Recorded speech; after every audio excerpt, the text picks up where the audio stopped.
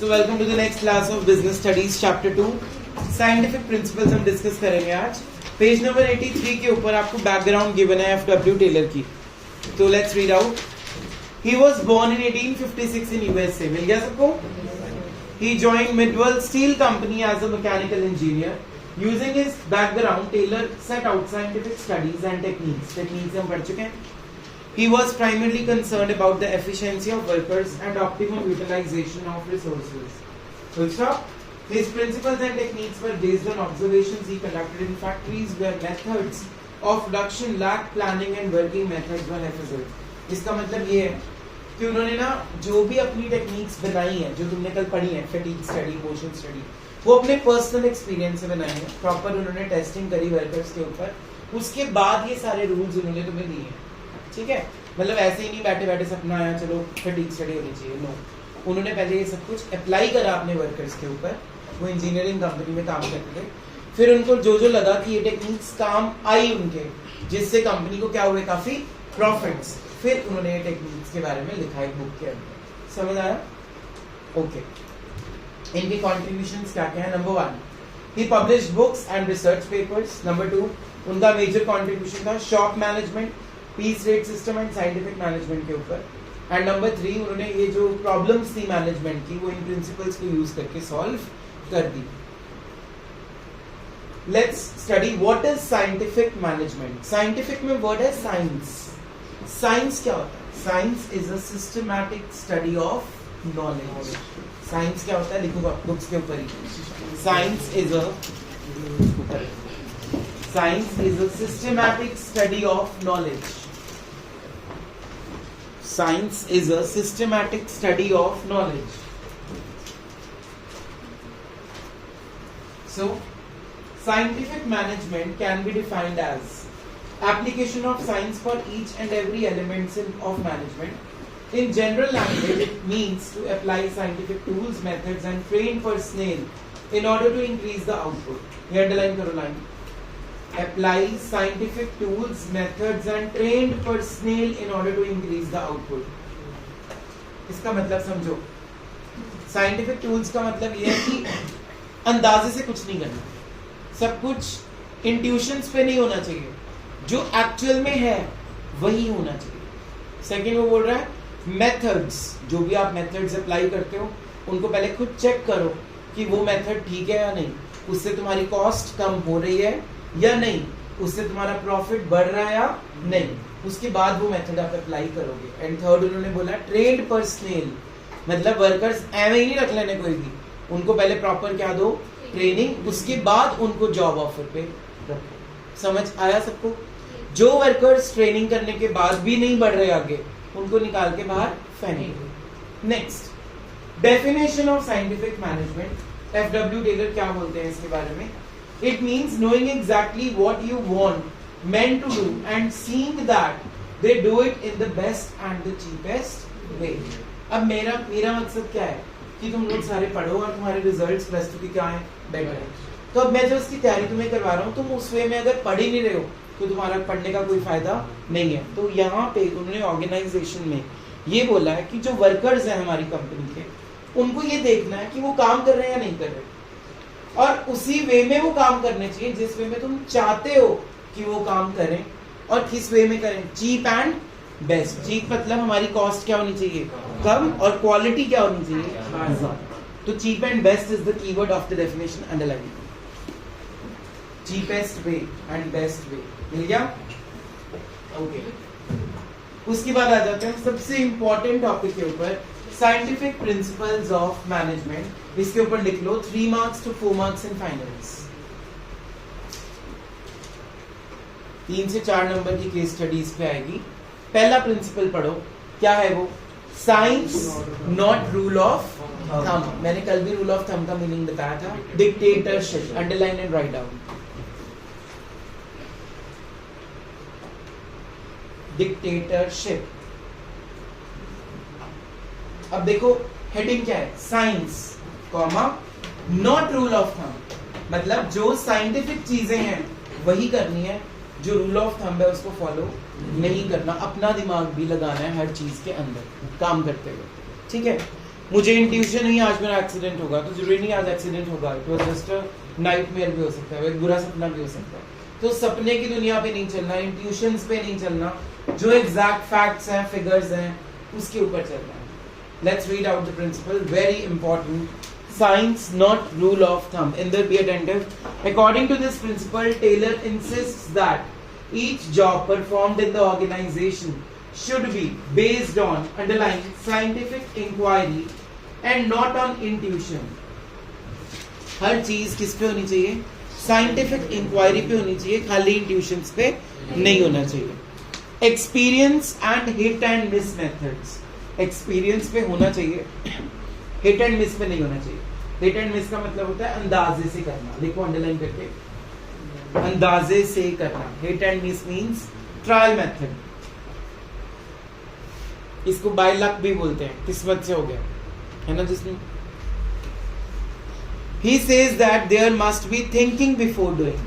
ये हमारे पेरेंट्स भी हमेशा बोलते हैं, बचपन से सिखाते हैं कि कुछ भी बोलना है उससे पहले 2 बार सोचना चाहिए। तो ये कह रहे हैं there must be thinking before doing, कुछ भी करने से पहले एक बारी सोचो, which is not in the case of rule of thumb.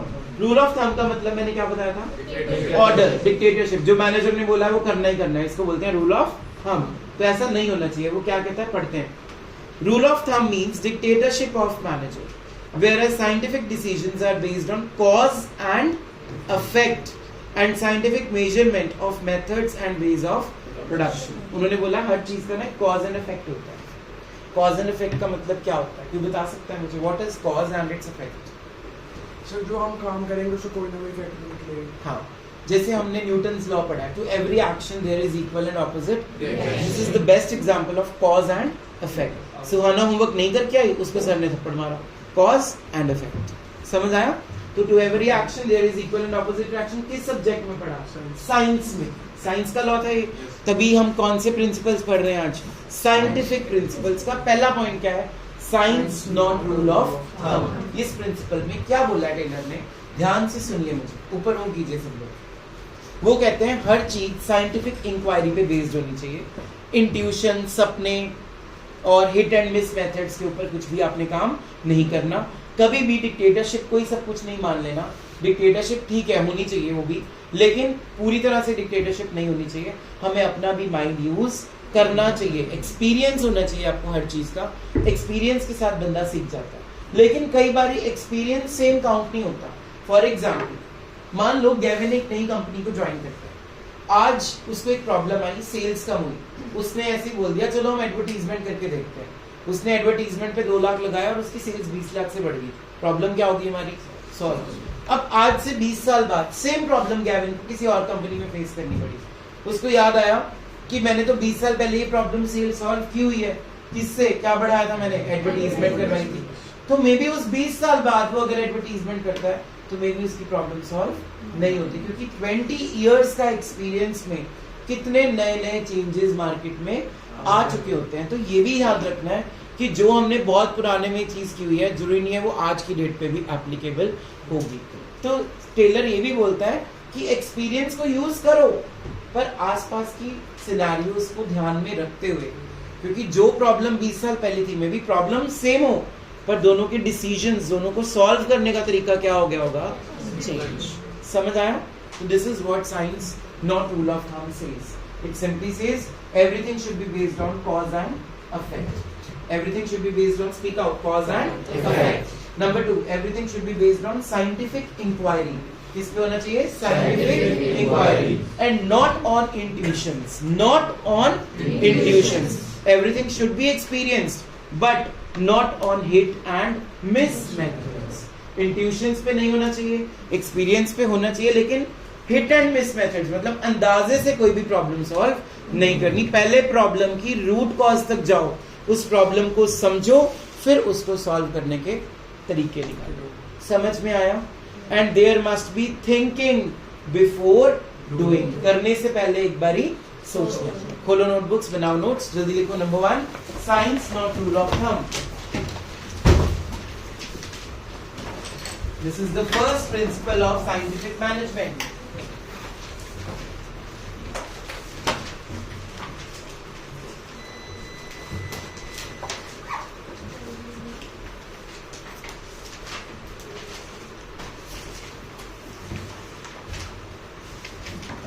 Scientific principles. Number 1, science not rule of thumb.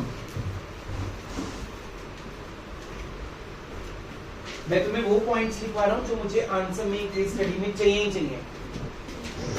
पहला पॉइंट है thinking before doing. Science not rule of thumb में first point write down thinking before doing.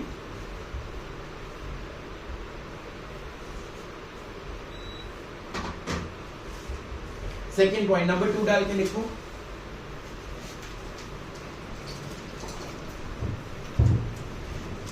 Proper inquiry. Proper inquiry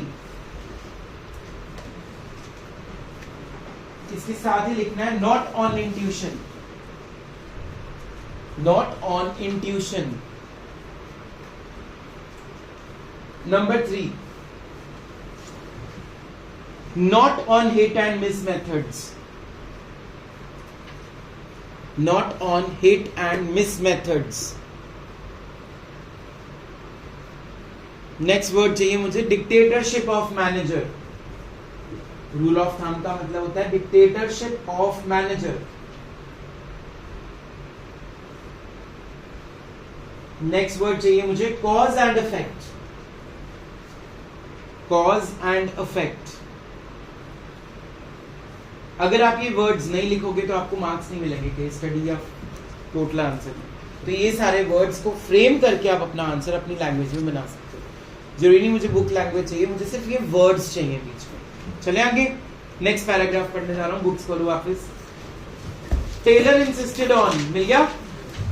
Taylor insisted on introduction of scientific inquiry into the domain of management practice. Taylor believed that there is only one best method to maximize efficiency. This method can be developed through work study analysis. अब यहाँ पे एक word आ गया work study analysis. लिखो वापस पे. Work study analysis करना है. अब work study क्या होता है? Write out. Work study means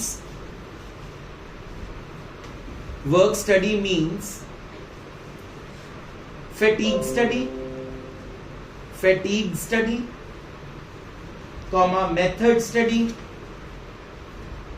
comma time study, comma motion study. चारों पढ़ चुके हैं हम. फैटीग स्टडी क्या था? हमें वर्कर्स को क्या देनी चाहिए? टाइम, रेस्ट इंटरवल्स, ब्रेक्स देनी चाहिए. सेकंड स्टडी क्या लिखवाई है मैंने? Method study. हमें मेथड चूज करना है. कौन सा मेथड सबसे बेस्ट होगा, किस मेथड से हमारा जो कॉस्ट है वो क्या हो जाएगी, कम, वो वाला हम मेथड चूज करेंगे. थर्ड हमने क्या लिखा है?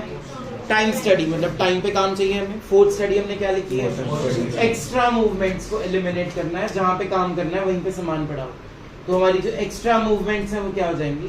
खत्म हो जाएंगी. क्लियर हो गया? तो इन चारों स्टडीज को मिला के एक ही वर्ड बन गया, वर्क स्टडी. वर्क स्टडी जब भी आप वर्ड लिखोगे मतलब आप इन चारों स्टडीज की बात कर रहे हो. Speak out. Number 1 fatigue study, number 2 method study, number 3 time study and number 4 motion study. इन चारों के लिए एक ही वर्ड टेलर ने दे दिया, वर्क स्टडी. समझ आ गया? चलो जी, नेक्स्ट पैराग्राफ पढ़ने जा रहे हैं. बुक्स में आ जाओ.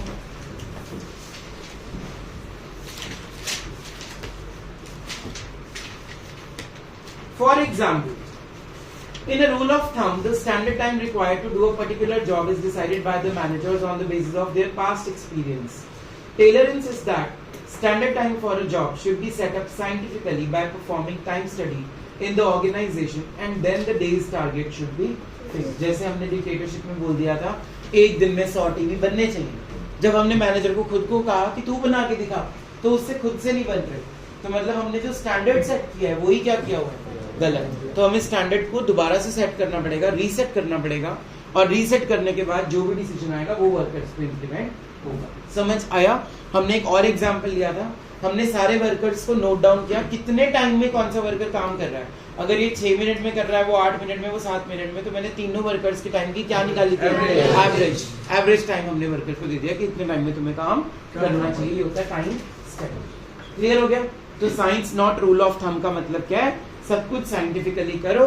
रूल ऑफ थंब को मत मानो, डिक्टेटरशिप को मत मानो, हिट एंड मिस मेथड को मत मानो. अपने आप से दिमाग लगा के हर चीज का cause and effect, thinking before doing, करके अपना काम करो, हर प्रॉब्लम के रूट कॉज तक जाकर उसको सॉल्व करने की कोशिश करो। एंड वर्क स्टडी में 4 स्टडीज जो आती हैं वो इसमें जरूर आपने ऐड करनी है। क्लियर? सेकंड प्रिंसिपल हम करने जा रहे हैं number 2, harmony not discord. Harmony को लिखो अंडरलाइन करके। क्या होता है हार्मनी? पीस। शांति। Harmony not discord. करो रीड आउट, रेडी हो? चलो। According to this principle, those who work together in an organization must work in harmony, that is with mutual give and take and proper understanding. Generally, in every organization there are 2 groups of people, workers group and management group, and both the group works as rivals of each other, as workers always feel that they are underpaid and are overburdened with the work, and management always feel that workers are good for nothing. In this principle, Taylor insists that there is a need for both the groups to change their attitudes for each other. कौन सी study थी? He insists on mental revolution, which means complete change of attitude and outlook for each other. They must develop positive thinking for each other and work with harmony and avoid discords. Discords means conflicts, लड़ाइयाँ. As their objectives are in one direction only. इस जो study अपनी हमने जो भी principal पढ़ा, harmony not Discord, इसमें वो भी निकल रहा है प्रिंसिपल ऑफ डायरेक्शन जो हमने पढ़ा था नंबर 5 पे। हर वर्कर को एक ही डायरेक्शन में भेजना है ताकि ऑब्जेक्टिव्स टाइम पे अचीव हो सके। वर्कर्स को अपने माइंड से निकाल देना चाहिए कि वो अंडरपेड है, कि उनको सैलरी क्या होती है, कम मिलती है। दूसरी बात, वर्कर्स को ये भी निकाल देना चाहिए माइंड से कि मैनेजमेंट सोचती है हम किसी भी चीज के लिए सही नहीं है, गुड फॉर नथिंग वाली लाइन। ठीक है, मैनेजमेंट को भी ये माइंड से निकाल देना चाहिए कि वर्कर्स यहाँ पे काम नहीं करना आते, सिर्फ फन करना आता। तो जब उन दोनों में पॉजिटिव एटीट्यूड होगा, मेंटल रेवोल्यूशन होएगा, तब हमारे ऑब्जेक्टिव्स टाइम पे क्या हो जाएंगे, अचीव, और हमारा काम भी हो जाएगा कंप्लीट, और एक दूसरे के प्रति जो मन में जो भी नेगेटिविटी थी वो निकल चुकी है। तो कौन से रेवोल्यूशन की बात कर रहे हैं हम यहाँ पे? Mental revolution. क्लियर हो गया? तो अपनी नोटबुक्स में बस एक वर्ड लिख लो इसके सामने, mental revolution. Harmony not Discord means mental revolution. Harmony not Discord means mental revolution. Read out करो आगे। Next paragraph. Management should share the gains of the company with workers at the same time. Workers must contribute to their best level.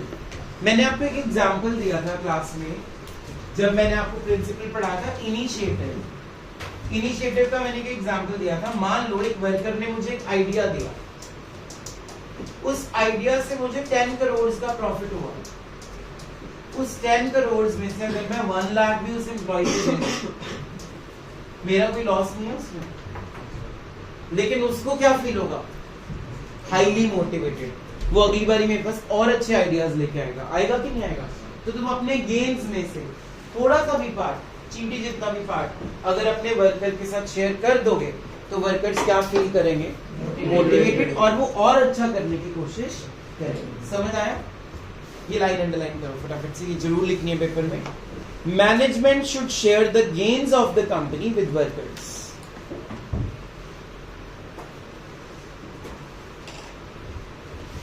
Page number 85 पे second line read out कर रहा हूं मैं। Taylor feels that prosperity, underline the word prosperity. Prosperity का मतलब क्या होता है? Suhana, what is prosperity? Growth, development. Very good. Prosperity of organization depends upon prosperity of employer as well as employees. क्या मतलब है इसका? कि अगर आप चाहते हो आपकी डेवलपमेंट हो, ऑर्गेनाइजेशन की डेवलपमेंट हो, तो आपके एम्प्लॉइज भी क्या होने चाहिए, फुली ट्रेंड होने चाहिए, फुली डेवलप्ड होने चाहिए, तभी दोनों की डेवलपमेंट हो पाएगी। अब तुम खुद सोचो, अगर मान लो जिस नूर की जो जॉब लगी है वो किसी बहुत अच्छी एमएनसी में लगी है, इतनी अच्छी कंपनी में वो काम कर रहा है कि अब वो कहीं पे भी अगर जॉब के लिए अप्लाई करेगा उसके बाद, तो कोई भी कंपनी उसको रखने से मना नहीं करेगी। तभी तो लोग अच्छी जॉब्स प्रेफर करते हैं, वो रुक जाते हैं थोड़े टाइम के लिए कि हमने यहाँ नहीं करनी, हम कहीं और जॉब करेंगे, वहाँ पे एक्सपीरियंस जो होगा वो ज़्यादा अच्छा काउंट होगा। तो अगर आपका नाम होगा मार्केट में, तभी ये एक्सपीरियंस आप गेन कर पाओगे एज एन एम्प्लॉयर। क्लियर है? Example, the main objective of workers is to earn more and the objective of management is to maximize production instead of discord for each other's objective. Workers can earn more by producing more, which will help in maximizing the production also. There must be paternalistic style of management as in case of Japanese companies. In Japanese companies, the principle is practiced as here. Managers treat workers as a part of their family, and workers also do not show their agitation, मतलब लड़ाई झगड़े, by going on strike. Rather, they tie a black ribbon to show their dissatisfaction and gain sympathy of managers. Managers must also work almost side by side with the workers, helping and encouraging them. ये technique कहाँ पे शुरू हुई थी, कौन सी country में? MCQ में आया हुआ है, लास्ट टाइम आया था। कौन सी कंट्री में? जापान में। वो लोग, वहाँ के लोग स्ट्राइकों पे नहीं जाते, स्ट्राइक नहीं करते। वो लोग क्या करते हैं, क्या डाल लेते हैं गले में? ब्लैक टाई या ब्लैक रिबन टाई कर लेते हैं, जिससे वो ये शो करते हैं कि हम आपसे खुश नहीं है। तो वर्कर्स की वो बात सुनते हैं और जो उनकी कंप्लेंट्स होती हैं वो सॉल्व हो जाती हैं। और वहाँ के मैनेजर सिर्फ डिक्टेटरशिप नहीं करते, वर्कर्स के साथ खुद जाके वो काम करते हैं और उनकी गलतियों से उनको सुधारते हैं और उनको मोटिवेट करते हैं। समझ आया? तो ये टेलर ने यहाँ पे बहुत अच्छा एग्जाम्पल आपको दिया। चले आगे, थर्ड प्रिंसिपल लिखो कॉपीज के ऊपर, cooperation not individualism. Cooperation not individualism. Cooperation means cooperation not individualism. Stand up Harnoor Court. Cooperation not individualism. नाम से बहुत कुछ पता लग रहा है, बताओ what do you mean by cooperation? नहीं, कॉपरेट करना मतलब एक दूसरे के साथ एडजस्टमेंट करना, मिलजुल के रहना। नॉट इंडिविजुअलिज्म का मतलब क्या है? नॉट इंडिविजुअलिज्म, अकेले काम करने से अच्छा ग्रुप में काम करो, कॉपरेट करके करो। तो यही तो हार्मनी एंड डिस्कॉर्ड भी कह रहे हैं। तो हम ये भी कह सकते हैं it is the extension of that principle only. Let's read out. This principle is extension of the harmony, not discord. According to this principle, work must be carried on in cooperation with each other, with mutual confidence and understanding for each other. Workers and managers must work in cooperation. The management must take workers in confidence before setting up the standard task for them, because when standards and targets are set up in consultation of workers, then they will try their best to achieve it. वो क्या कह रहा है? अगर मान लो एक manager है Gavin company का, अगर गैविन ने ऑर्डर मार दिया कि मुझे एक दिन में 100 टीवी चाहिए ही चाहिए, और एक वर्कर है मोक्ष, उससे नहीं बनेंगे 100 टीवी जस्ट बिकॉज उसको ये लग रहा है डिक्टेटरशिप है, मेरे से नहीं होगा काम, मैं दब के नहीं रह सकता किसी के नीचे। तो अगर गैविन उसको अपने कैबिन में बुला के खुद उससे पूछेगा कि तू बता तेरे अकॉर्डिंगली कितने टीवी बनने चाहिए, ये टाइम में बनना चाहिए मेरे अकॉर्डिंगली, तेरे अकॉर्डिंगली कितने टीवी बन जाने चाहिए, तो शायद मोक्ष को वो चीज थोड़ी बेटर लगेगी। सारे वर्कर्स एक जैसे नहीं होते ना, कुछ वर्कर्स में ये होता है कि मैं मेरे से पूछा क्यों नहीं, मैं भी तो पार्ट में इस ऑर्गेनाइजेशन। तो ऐसे वर्कर्स के लिए प्रिंसिपल है, उनको प्यार से अगर आप पूछोगे तो तुम बता दो तुमसे कितना काम होएगा, तो प्यार प्यार में मोक्ष 105 भी बना देगा इतने। लेकिन अगर उसको डिक्टेटरशिप में बोलोगे तो उससे 90 भी नहीं होंगे। होता है ऐसा? तो ये चीज हम अगर वर्कर्स की कंसल्ट करके स्टैंडर्ड सेट करेंगे तो फिर वर्कर खुद सोचेगा यार मैंने तो जुबान दी है 100 टीवी बनाने हैं, अब मैं अपनी जुबान से वो कर नहीं सकता, मुझे तो ये काम अब टाइम पे करना ही। सो बेटर ये है उन पे थोपने से अच्छा उनके साथ डिस्कस करके क्या सेट करना चाहिए स्टैंडर्ड। समझ गए? Underline this line, this is the main line.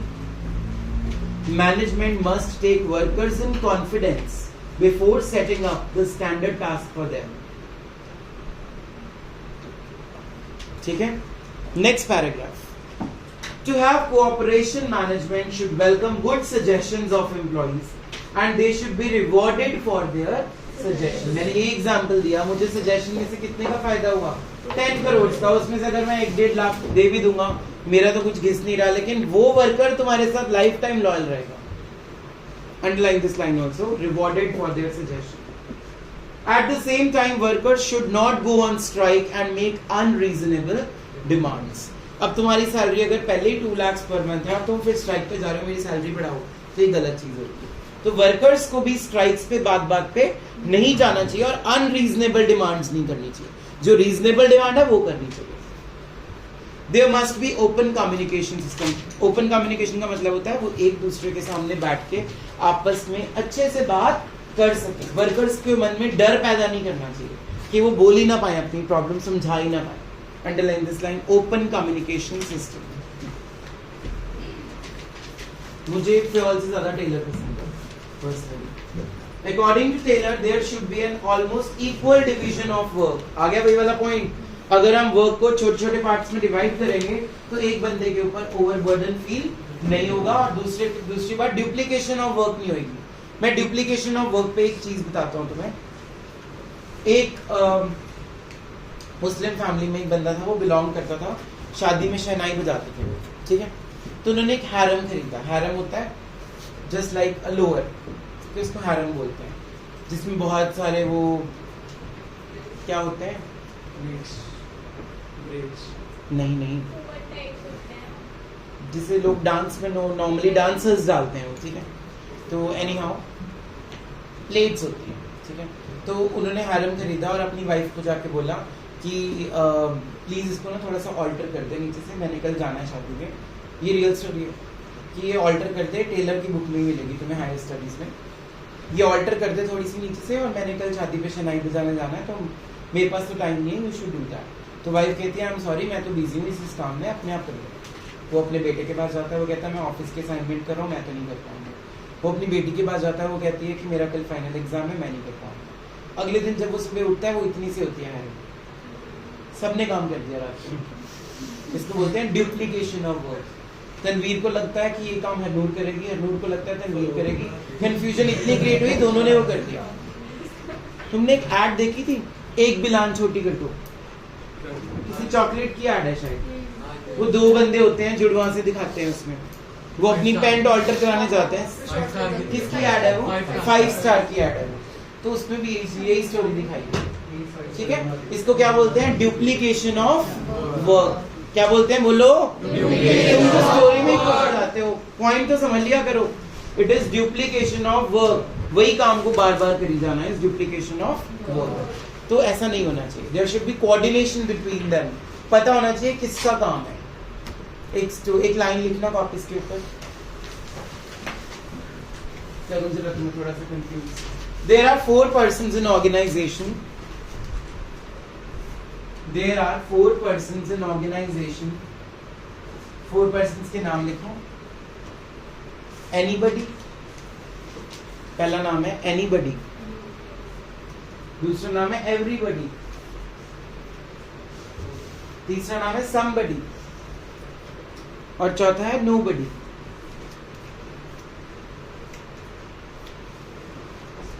There are 4 persons in organization. नाम बदल लग गए।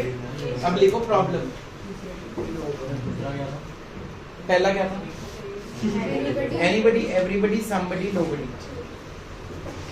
A work was given to them. A work was given to them.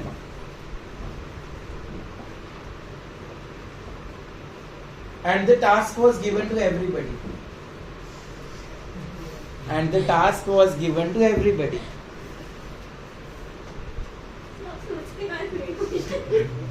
Task was given to everybody. Anybody thought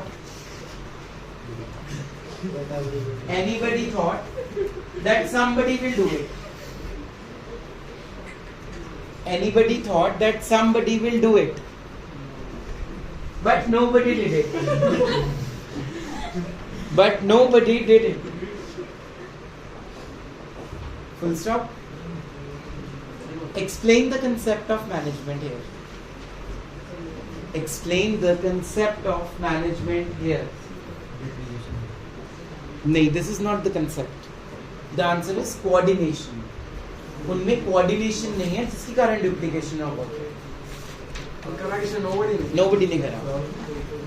Nobody नाम है ना, nobody ने कर दिया ना काम।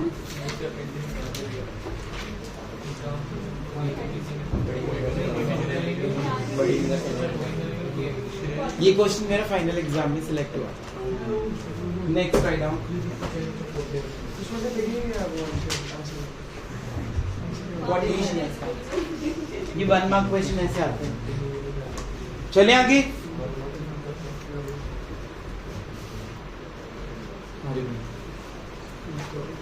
नेक्स्ट प्रिंसिपल लिखो कॉपीज पे। Number 4, development of workers. Fourth principle, development of workers to their greatest efficiency. Development of workers to their greatest efficiency and prosperity. To their greatest efficiency and prosperity.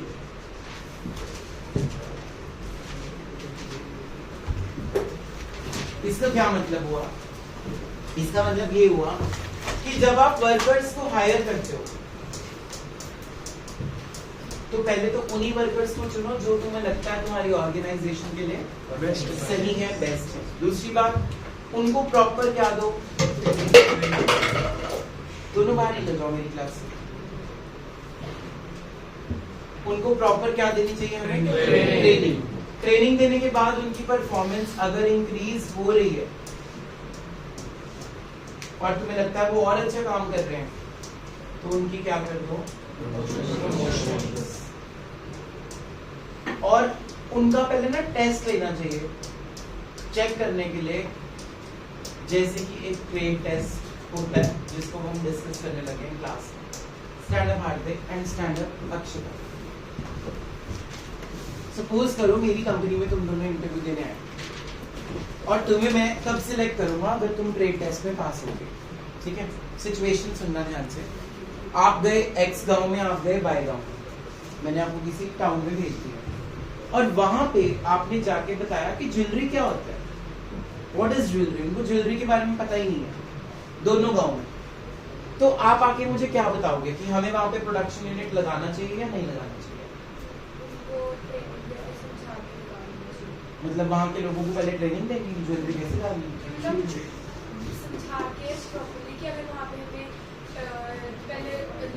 तुम्हें लगता है वहाँ profitable होगा jewellery लगाना? उनको लोगों को बिल्कुल नहीं पता ज्वेलरी के बारे में। नहीं, बिल्कुल आदिवासी लोग हैं। आप क्या आंसर दोगे हार्दिक? पहले उनको थोड़े डिज़ाइन दिखाएंगे कि मतलब ऐसे ऐसे होते हैं, मतलब उनको थोड़े सैंपल्स वगैरह दिखा देंगे जो मतलब ज़्यादा महंगे ना हो। वो डाल के देखेंगे कि उनको अगर उनको पसंद आए तो हम करेंगे कि अगर हम उधर लगा सकते हैं कि नहीं। जैसे कि अगर वो कहते हैं कि हमें पसंद आए, जिसमें ये लड़की कहती है वहाँ पे प्रॉफिटेबल नहीं होगा, वो कह रहा है सैंपल्स दिखा के लगा देना चाहिए। अगर आप इस कंपनी के एमडी हो, आप किसको जॉब पे रखोगे? वेरी गुड, सुनो। ये था ट्रेड टेस्ट। तुम लोग उस फील्ड में कितना पॉजिटिव हो गए, इसको क्या बोलते हैं? Trade test. ऐसे होता है कंपनीज में और फिर उसके अकॉर्डिंगली सिलेक्शन होती है। Let's read out the point. Development of workers to their greatest efficiency and prosperity. Industrial efficiency depends upon efficiency of workers. Workers' efficiency depends upon proper training, underline proper training and their selection. Taylor insisted due care should be taken while selecting the employees, and after selecting the employees, they must be given job according to their याद है मैंने कहा था तुम doctor को बोल रहे हो पानी पिला दो, तो क्वालिफिकेशन के अकॉर्डिंगली तुम उनको काम दोगे। Given what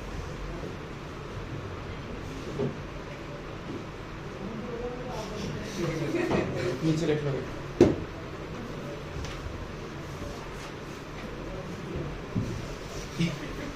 Employees must be sent for training from time to time to update their knowledge. कई स्कूल्स में टीचर्स स्पेशली पीरियड्स को ऑफ करके ट्रेनिंग पे जाते हैं। क्यों? उनको क्या सिखाते होंगे? उनको सिखाने की जरूरत नहीं है, हालांकि फिर भी उनको क्या दी जाती है हर साल? ट्रेनिंग, ताकि आप नए मेथड्स लेके आओ स्टूडेंट्स को टीच करने के लिए, ताकि उनको इजीली चीजें ग्रास्प होना क्या हो जाए, स्टार्ट हो जाए। तो ट्रेनिंग जरूरी नहीं है सिर्फ नए लोगों को ही दी जाए, जो लोग बहुत एफिशिएंट है उनको भी बार बार क्या देनी चाहिए? ट्रेनिंग, ताकि वो अपने काम में बोर ना कर दें workers. They will be this will ensure greatest efficiency and prosperity. Prosperity को अंडरलाइन करके लिखो, development. For both the company and the workers. ठीक है, तो बस ये 4 ही प्रिंसिपल्स दिए हैं टेलर ने। पहला क्या था? Science not rule of thumb. Second क्या था? Harmony not disorder. Third cooperation not individual. And fourth ठीक है, ताकि सबकी डेवलपमेंट हो सके। चलो जी, चैप्टर 2 के आ जाओ, फर्स्ट पेज के ऊपर।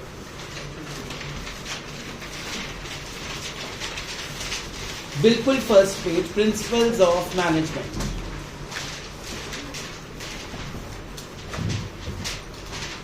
मिल गया?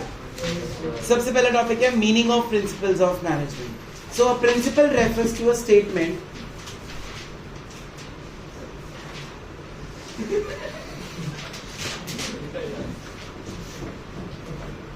A principle refers to a statement which reflects underlying the fundamental truth about some phenomena based on, आज ही पढ़ाया है, cause and effect relationship.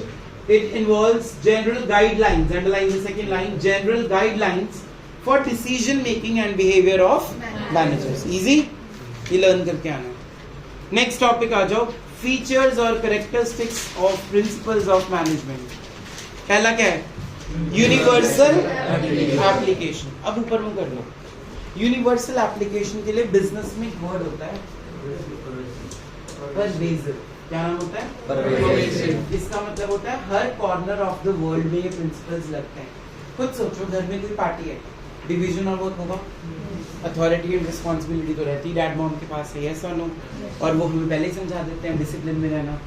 ठीक है, फोर्थ, जो भी काम करना है वो एक ही बंदे से पूछना है कहाँ पे कौन सी चीज रखनी है। तो मतलब ये जो प्रिंसिपल्स हैं सिर्फ एक ऑर्गेनाइजेशन में नहीं लग रहे, हर घर में, हर कॉर्नर ऑफ द वर्ल्ड में, स्कूल में, हॉस्पिटल्स में, everywhere these principles are applicable. तो हम इसको क्या बोल सकते हैं? All the management principles are what? Pervasive, that is they are universally applicable. Clear हो गया? सेकंड पॉइंट पढ़ो। सेकंड पॉइंट क्या है? General guidelines. ये गाइडलाइंस है, एक तरह से ये रेडीमेड सोल्यूशन है।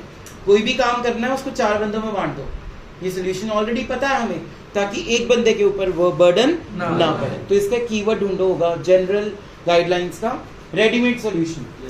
कौन सी लाइन में? अंडरलाइन।